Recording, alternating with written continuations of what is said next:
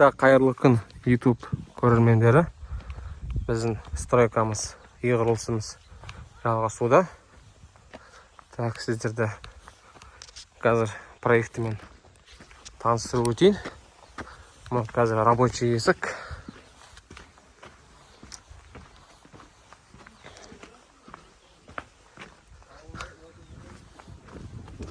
Так, бізде мына жер бізде кіреберіс.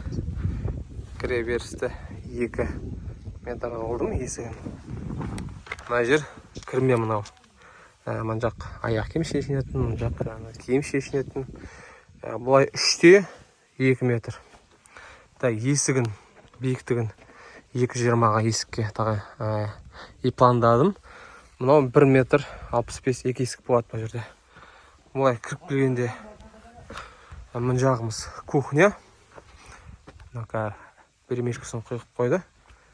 Кухняда мына жерде бізде панорамный бар, террасаға шығатын. Мына панорамның кухня бізде 5,5-да 5,5 размері.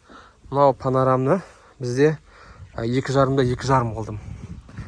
Так, мына жерде бізде террасы бар, төбесін жауып, былай отырып шай ішіп отыруға болады.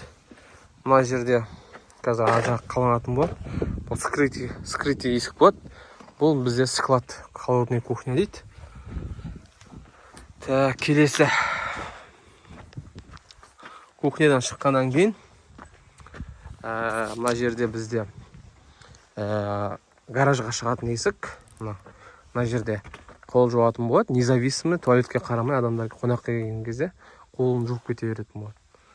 Мына бізде туалет, ванна, жилой. Мынау гаражға шығып кететін есік. Мына жақта ертең бұйырса қалаймыз, толықтағы көрсетсем. Бұл бізде котельный, ар жағы гараж. Бұл 15-те 5,5-да 6 ені. Так, бұдан шыққаннан кейін бұл бізде үлкен залымыз. Залымыз бізде 11,5. Ана терезесін әдейі үлкен қылдым. Сейсмопоеспен бірге құйып өтіледі. 11,5-да 5,5. Бізде сонда үлкен холл болады. Мына жерде үлкен холлымыз. Бұлай 9 метр. Бұлай 8,5 метр. Так, терезелерін осында үлкен қылдық. 2,4-те 1,10 қылдық. Терезелерін бәрін бірдей. Мына жерде 2 тумба тұрады да, перемешка қойылатын болады. Мына жерде бізде спальный, родительский спальный дейді. Бұл бізде 6,5-да 5,5 размер. Так, биіктігі 16 тас. Бізде ракуша блок.